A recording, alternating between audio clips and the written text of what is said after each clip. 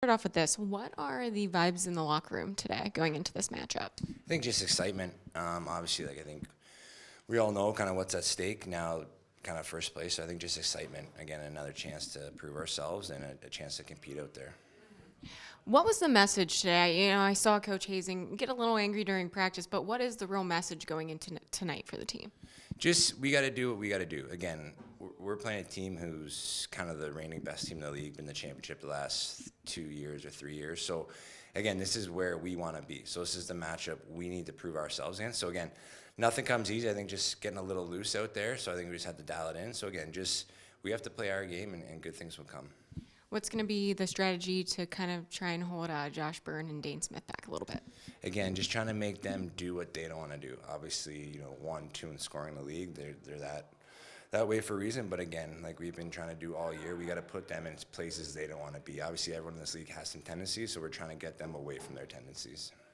Obviously, Buffalo is just this team for Rochester it's almost the New England Patriots to the Buffalo Bills a little bit. But now being technically not the underdog, I mean, do you have any sort of a different mentality, or do you try to put yourself back into that underdog mentality?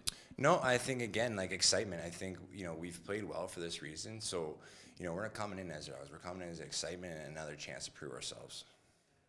So, I mean, you talk about this Buffalo team. You have Connor Fields now that comes in from that Buffalo team. Is there any added, do you think, adversity or aggression from this week for this season compared to last season? Yeah, for sure. I mean, like you say, I think there's a huge rivalry just between Buffalo and Rochester. But again, like we got Jordan Suros, you got Connor Fields. So again, anytime you get traded away from a team, right? If you ask those guys, they may say no, but any time you get traded away from a team, there's going to be something in the back of your mind, like that team didn't want you, so I'm sure those guys have that extra added motivation for sure. Is there maybe a theme for you guys when it comes to your play and what strategies you're going to use that maybe is different a little bit for this Buffalo team?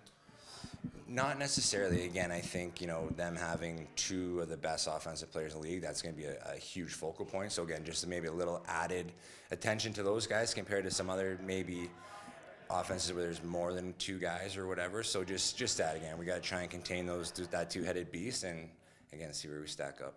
I'm not sure how I really want to ask this, but a lot of the outside, media, you see on social media, whatever, they're calling you guys the underdogs. But when we talked with players from the Bandits specifically, they're saying that you guys aren't getting the praise that you deserve. Is this matchup a little bit about respect between you guys?